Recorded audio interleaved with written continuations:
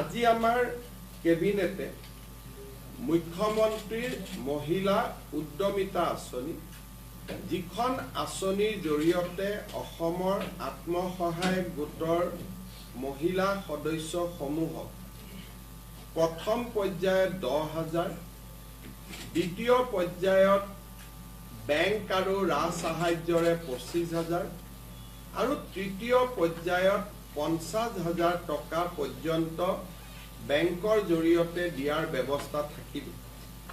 সেই আঁচনিখন ৰূপায়ণ কৰিবৰ বাবে আজি আমাৰ কেবিনেটে 2,000 কোটি টকাৰ অনুমোদন জনায়। এতিয়া মই আপোনালোকক মহিলা উদ্যমিতা আঁচনিখনৰ বিষয়ে কেইআষাৰমান কথা ক'ব খুজিছোঁ।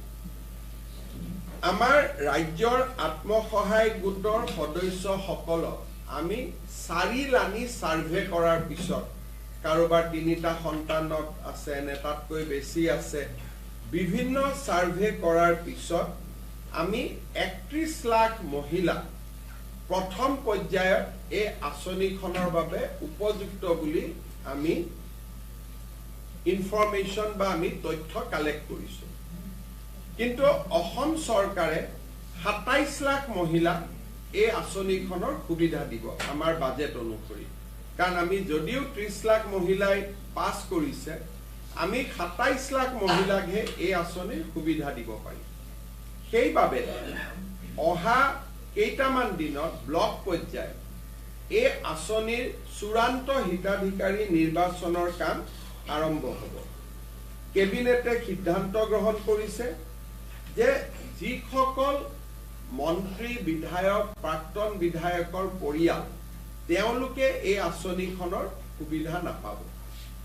দ্বিতীয়তে, যিসকল ৰাজপত্ৰিত বিষয়া, gazetted class 1 and class 2 officer, তেওঁলোকৰ পৰিয়ালেও এই আঁচনিৰ সুবিধা নাপাব।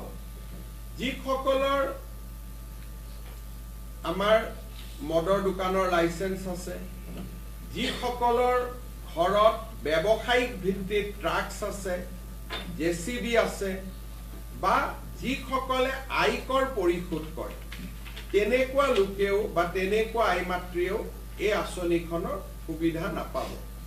আৰু যিসকল আইমাতৃ মহালাখপতি হৈছে, তেওঁলোকক আমি এখন সুকীয়াকৈ আঁচনি দিম। যিহেতু অলৰেডি তেওঁলোকে বেংকৰ পৰা লাখ টকা লোনেই ল'লে, গতিকে 10,000 টকা লোৱাত ইয়াৰ প্ৰয়োজন নাই।